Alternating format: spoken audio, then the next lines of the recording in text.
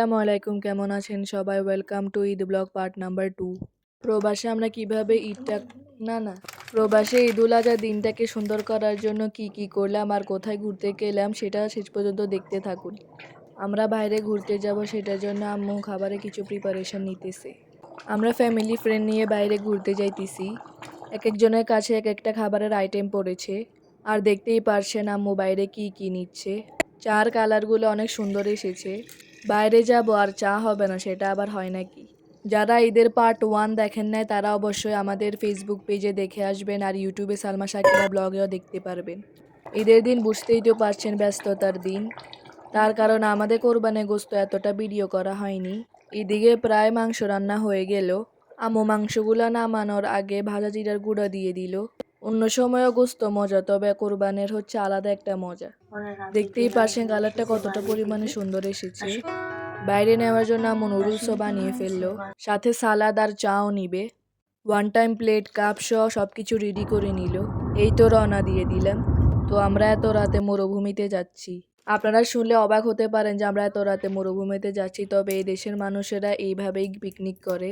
আর মরুভূমিতে গেলে আমার যেন কি এরকম বাংলাদেশের মতো ফিল হয়। আগের দিনে মানুষ কারেন্ট চলে গেলে যেভাবে চাঁদের আলোয় বসতো, সেভাবে আমরা ডেজার্টে বসে গল্প গুজব করি। সাথে খাওয়া দাওয়া তো আছেই। প্রয়োজনে আমরা লাইটও ব্যবহার করি, তবে আমি যখন ভিডিও করলাম তখন লাইট ছিল না। ওখানে অনেক মজা করলাম। এরপর বাসা চলে আসি। আপনাদের সাথে একটা জিনিস শেয়ার করতেছি। আমাদের বারান্দায় অনেক কবুতর আসে, তবে এই কবুতরটা বিকাল থেকে রাত পর্যন্ত এখনো আছে। আম্মু কাপড় দিতেছে, তারপরেও সেটা যাচ্ছে না। আমার কাছে দেখে ভালো লাগলো, এটার জন্য আপনাদের সাথে শেয়ার করলাম। এই দেখেন আমাদের কোরবানি গোস্তগুলা বসে গেল। তো এটা হচ্ছে পরের দিনের ভিডিও। দুপুরে খাওয়ার শেষে বিকেলে পুডিং খেলাম।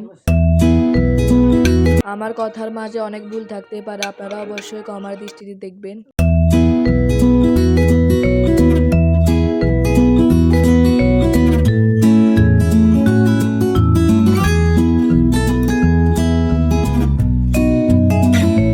রাতের ডিনারে আব্বু বার্গার নিয়ে আসছিল।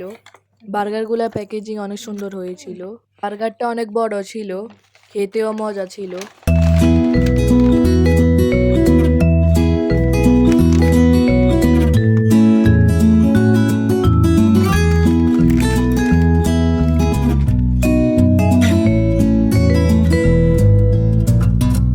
কারো যদি একটুও ভালো লাগে তাহলে লাইক ফলো শেয়ার করতে ভুলবেন না। আর ইউটিউবে সালমা শাকিলা ব্লগ সাবস্ক্রাইব করবেন। ভালো থাকবেন, সুস্থ থাকবেন। আল্লাহ হাফেজ।